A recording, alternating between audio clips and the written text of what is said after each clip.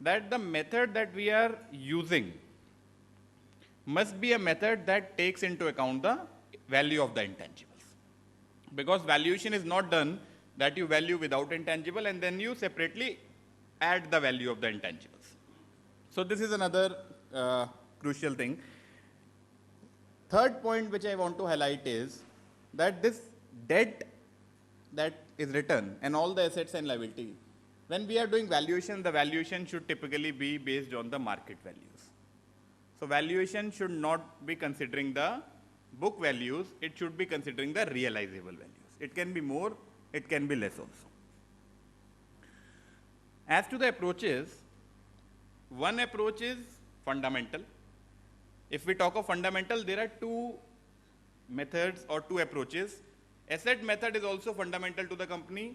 Income method is also fundamental to the company. It will value a company on the basis of its inherent strengths. In income, it can be either historical or it can be a projected. So projected is discounted cash flow.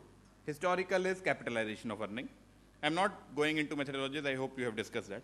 As to the asset, it can be again book value method, realizable value method or liquidation value method. There is another method which is known as a relative method. So suppose we have valued a company on discounted cash flow. The value is 5,000. But what if a similar company is available at 2,000 rupees? The value of the company will not be 5,000. There is a comparison to the valuation of the company considering the market. Now there are three types of market value methods. One method is the comparable companies multiple method. It is applied in case of listed peer companies. So comparable companies has two things. One, what we have to keep into mind is the valuation that a comparable company in market is getting. That is not a control value, that is a minority value. Because suppose I have to buy Reliance Industries shares. I can't buy Reliance Industries entire company. I can get only a 1%, 2%, 5% float. And that price which I am getting, that's a minority value. So by concept, CCM method yields to minority value. There is another method that is linked with the transactions those are taking place in the market. We call it CTM, comparable transactions method. Because there is a transaction taking place in the market, transaction means that there is some private equity, some investment transaction is taking place. So by concept, CTM method results in a control valuation. Because the first method is the market prices which are available, that is generally a minority valuation. And second is CTM method, that is a control valuation. There is another third method. If you have to value a listed company, then the market price available is generally considered as fair, provided that the price or the shares are frequently traded. So there are three approaches, market, income and asset, but practically we also apply some other methods specifically like the contingent claim method. So contingent claim method is basically an option pricing valuation.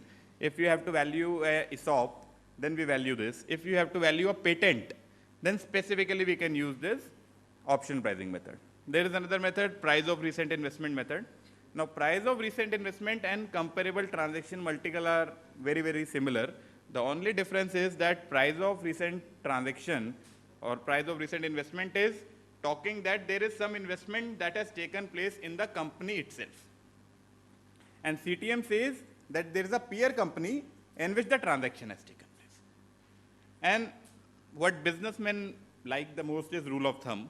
So what they say is if there is a hospital and there are suppose 100-bed hospital and they would allocate a 1 crore revenue to each of the room. So 100 crore is the valuation. Now this rule of thumb method is a very, very useful method, but this method should never be applied solely and it should be a test check of all the other methods. So by one slide, I have tried to demonstrate that these are all the methods, whether I do the valuation, any Big Four does the valuation, any international player does the valuation. You cannot go beyond these methods of valuation. These are the whole and soul of valuation. So you have to select, and when you have to select, 2-3 things, Either it is a minority valuation, is it a control valuation, is it a transaction valuation? So what is the purpose that determines the valuation? Two things which are important from a valuation perspective is, one is the cash flow. So what I'm trying to do, I'm trying to build on that what are the important factors when we have to value. So one thing is cash flow and one thing is assets. Investors always prefer a cash flow valuation method. So that is why discounted cash flow method is the prominent valuation methodology. As far as the assets are concerned, always see that there could either be an operating asset and there can also be a non-operating assets.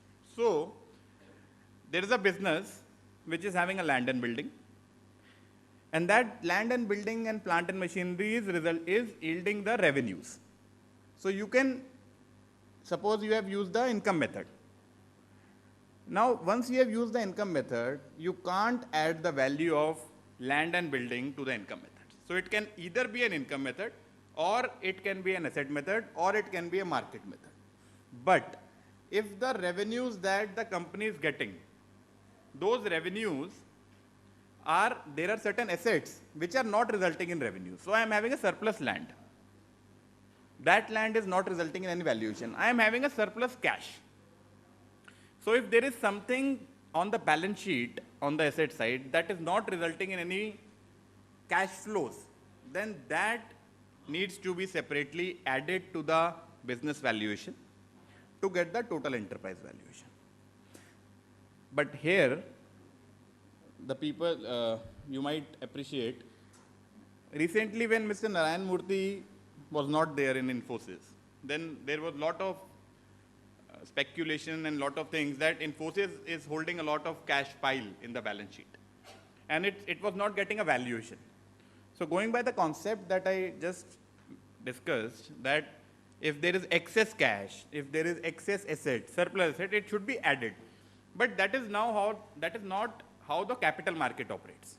So the valuation things that we are discussing it more from a unquoted share, more from a closely held company.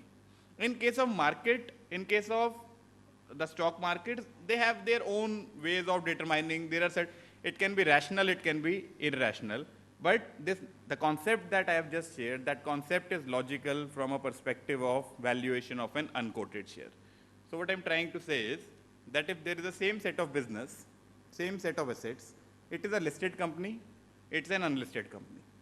The market can give a different valuation. If we have to value, we can arrive at a totally different valuation. These are all the areas where valuation depends. So it can be depending on the purpose, it can be regulatory, it can be accounting, it can be dispute, it can be value creation. Different things, I'm not going into detail. Which method to use, which approach to use, again, on whose behalf we are doing it, what is the purpose, and what is the condition. So I was just discussing with a gentleman that 3 months, 4 months back, things were in distress. We are seeing for the last 1 month, there is a momentum going on, there is a positivity going on. So when you value is very important as to what number it will yield to. If we see the judicial approaches, I think in standards, Mr. Rajiv Singh must have discussed that there are no standards in India, not much standards. So there is an ICAI standard and all that, but there are some judicial pronouncements which say that which method you have to use. So what the judicial pronouncements say that income approach is to be generally used other than the case wherein you have some asset heavy industries, wherein asset approach is to be used, and market approach, as per if we see the judiciary, then in the judiciary there is no mention of CCM, there is no mention of CTM, PORI. These are practically used internationally accepted methods, but if you see any judgment of any court in India, then it will either talk of your asset value, or it will talk of your income value, or it will talk of a market value. And in market specifically, it is only talking of for a listed company. So we just discussed that before 1991, it was CCI guidelines. And at that time, even DCF was not known that what is DCF. So DCF actually first came into India in 2010. I'll just discuss. These are some of the rule of thumb what I've tried to give, that which industry is there, what is the value parameter that we can use. You can just go through it. Moving on to the second purpose that is important, Indian regulatory environment. We have to understand in this Indian regulatory environment that there are different regulators which have prescribed different methodologies, and there is a total chaos in the market, in the company. Even there is a total confusion as to the value or which method to do. So there can be a RBI prescribing a different methodology, income tax prescribing a different methodology. I don't know, but if some people might have read in today's newspaper, there was a news that about 5 lakh crore amount is being debated, is being questioned by the income tax department, and 26,000 notices have been issued only in Maharashtra region, only because of one particular section that says that you cannot issue shares beyond a particular value. So people were bringing in money and people were issuing shares at abnormal valuations. So all that has come to the notice of the department. 26,000 notices have so far been issued, and that is only relating to the Maharashtra region, and in the times to come, lots and lots of debate is going to be there. So I have divided it into 3 parts. A is the transaction, B is the methodology, and C is that who the regulator has prescribed the valuation. So is it to be done by a chartered accountant, company secretary, valuer, registered valuer, who has to do it? The first thing is that in case of RBI, in case of inbound valuation, only discounted free cash flow was prescribed. So there is a thing that is written old, I'll just mention, but let's go through that what is the provision of discount, what is the provision of RBI. So we are all discussing from an unlisted company perspective, because for generally all the valuation, if you have a listed company that is frequently traded, then the market price is accepted as a fair price. Presuming there's an unlisted company which is receiving money from outside India, the only method prescribed by RBI is discounted cash flow. It can be small company, big company, any industry, any segment, nothing doing, only DCF has to be applied. Chartered accountant or merchant banker has to do it. Then recently, the change came in terms of the buyback of shares. So when the buyback, so you have received the money, now the investor is going and there is an exit. So at the time of exit, the recent price that came was that if there is a listed company, market price.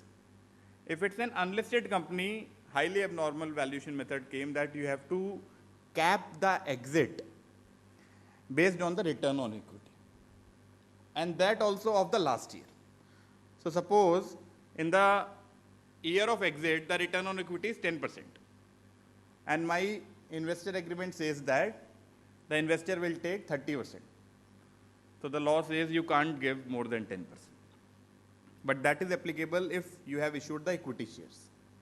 If you have issued fully convertible instruments, then the law prescribes that you can use any of the internationally acceptable methodologies. So there are 3 different sets. If there is a normal inbound investment, discounted cash flow. If there is at the time of exit, you have to buy back equity shares, return on equity. And if you have to buy back other than equity shares, I mean any compulsorily convertible instrument, then you have to see the pricing as per the internationally acceptable. And let me just tell you that what happens in inbound investment is, if you are receiving money outside India, then that is a minimum valuation. So discounted cash flow is the minimum valuation. But this same method is applied when you are exiting from India.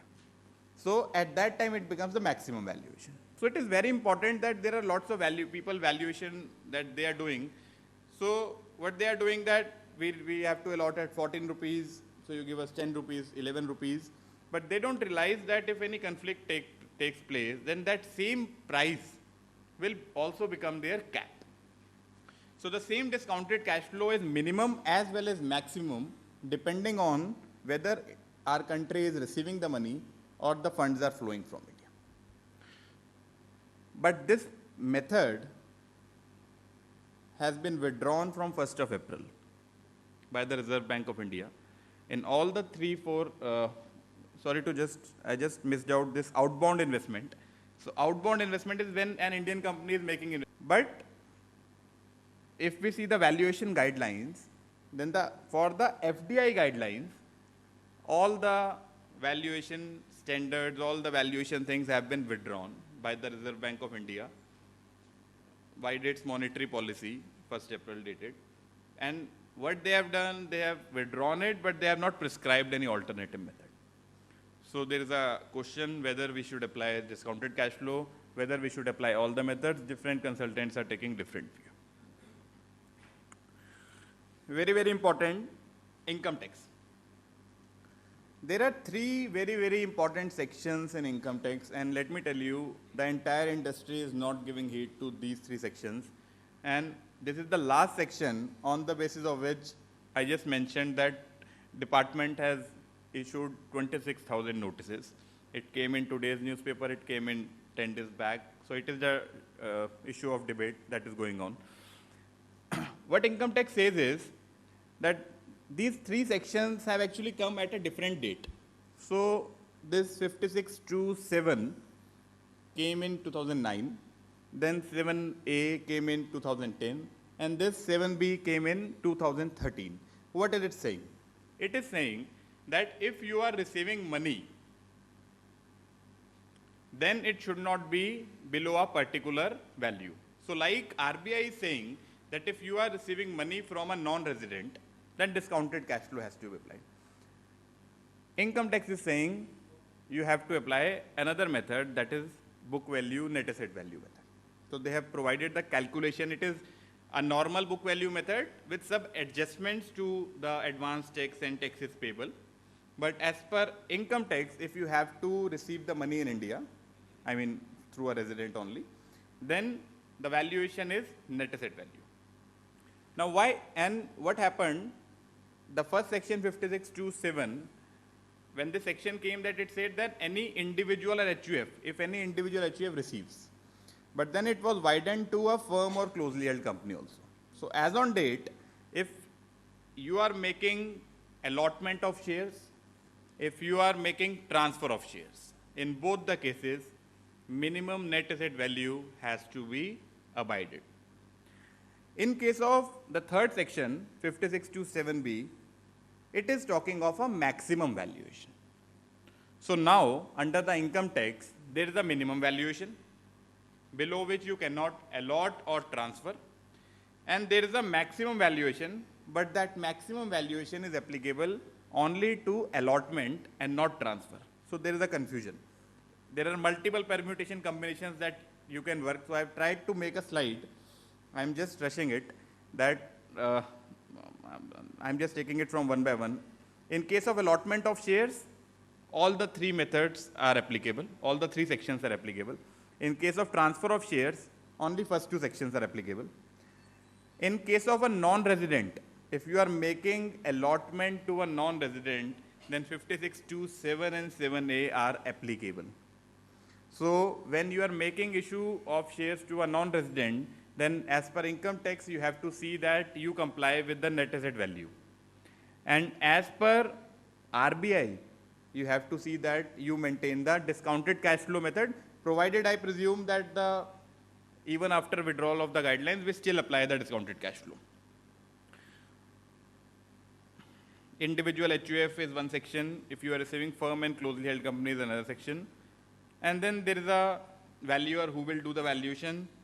And then there are certain exemptions that if you are doing a scheme of arrangement through a court approved scheme of arrangement, or if you are receiving shares through inheritance, or if there is a relative involved, in that case, there's an exemption.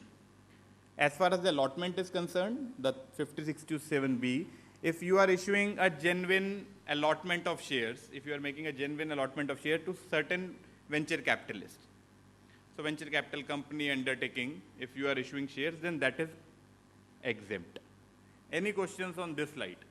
Because this is very, very interesting, and there is very less information about this particular section in the market. I mean, have you understood it? it's a post-less session, so it has to be like this, but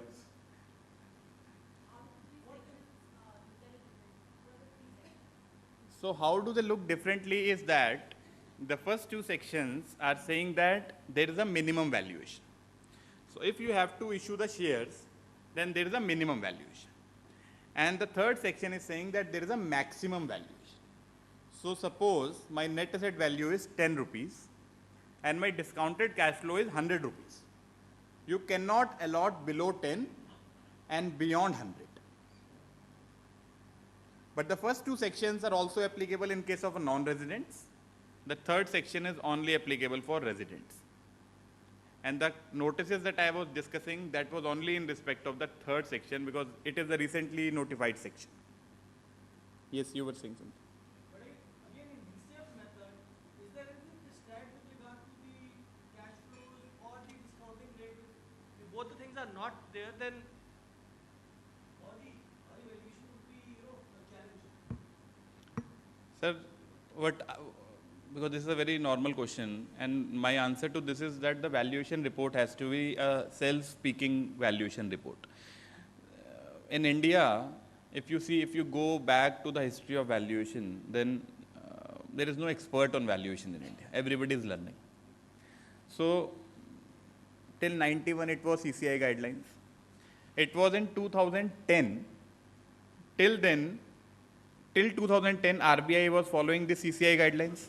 The CCI guidelines was totally formula based. So it was saying you take an NAV, you take PE, CV, you take market value, you average it. So you have to value, I have to value, everybody will be bringing at the same, because it was a formula. And formula cannot yield to different valuation. But when discounted cash flow came, then discounted cash flow, there was no guidelines, you're right. So that is the need where people say that we should have some standards. So I'll cover that because it is expected that the concept of registered valuer will come in another 4 to 6 months, I hope.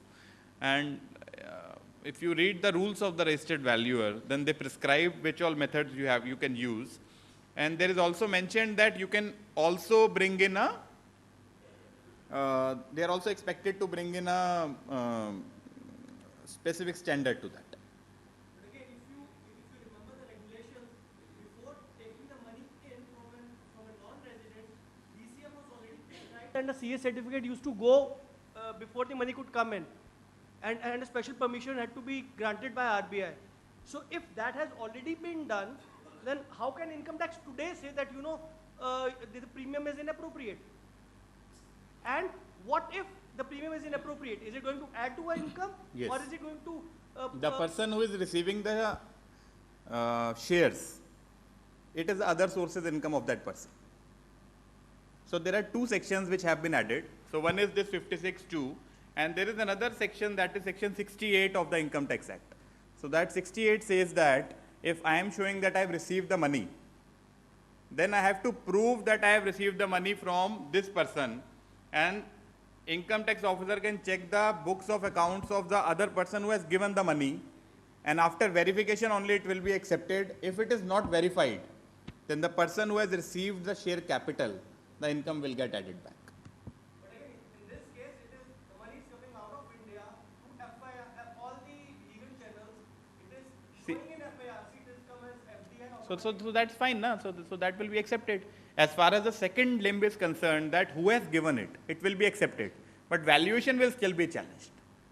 So what I'm trying to tell you is that RBI is saying this. So what people are saying, they are taking the same stand that you have said, that we are receiving money from outside India, we are using discounted cash flow method.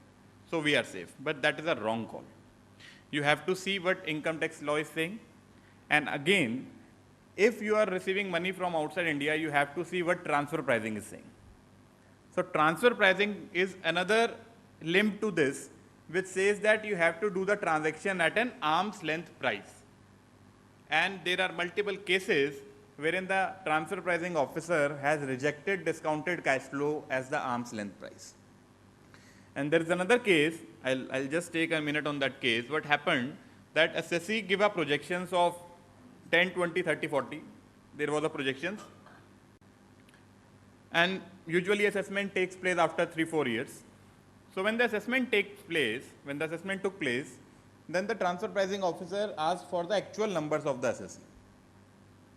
The actual numbers was actually only 25% of the total numbers. So what the transfer pricing officer did was, he said that you have arrived at a value of 1000. If I do a 25% of that, then your value is only 250.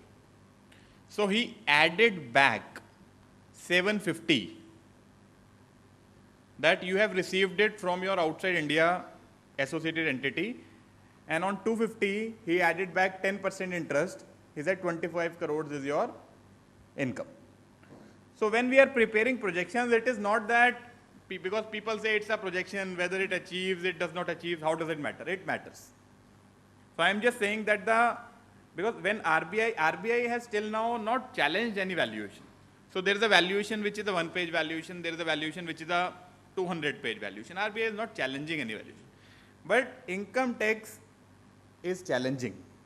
So as far as the valuation is concerned, income tax will see there are lots of transfer pricing cases going on in valuation. This Shell issue, Vodafone issue is the second Vodafone. First Vodafone was the indirect transfer. Second Vodafone is this valuation issue. So this valuation issue has been questioned by the income tax authority, and they are very, because income tax targets are also not getting met. So they are going to be aggressive in that. So one thing is what a particular regulation is saying, and if the money we are receiving from foreign residents must see the arm's length price. Always deploy all the methods and then see that what is the valuation that is coming. So just keep in mind when you are doing any, and you have not discussed, but I'll just let you know. A lot of debate was going on because see, the word that is used is, if you see the section 56, then what is the language? It says that when any person receives. So a lot of debate was there that receive is a transfer. Because this section 56 is, if you go into the background, then this section 56 is actually akin to the gifts provisions. So it was more or less the gift tax. Now, the word that is used is any person receives.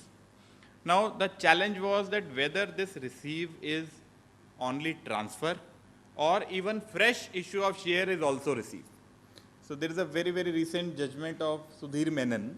That's a tribunal judgment that has come, and that judgment has stated that receives is a wider term and it covers issue of shares as well. So as on date, there is a tribunal judgment that says that even if you issue the shares, you have to comply with the income tax valuation guidelines. I don't know how many of you people are doing it, but just see, because this can have a lot of litigation aspects. I'm moving. First, the second one, that in case of transfer pricing, arm's length price has to be given, and arm's length price is not defined, that which is the arm's length price that we have to use. Then in income tax, there is another method, ESOP tax. So if in a company is issuing ESOP, then at the time of exercise of those ESOP options, the tax has to be payable by the employee. And the valuation has to be determined by a category 1 merchant banker, but the valuation methodology is not prescribed. Our view, how we are doing this merchant banking valuation is that because in ESOP, the employees generally get a minority shares. If you see any ESOP scheme, then there will be 0.5%, 1%, 2%, 3%. It will not be more than 5% in any case. So this ESOP valuation can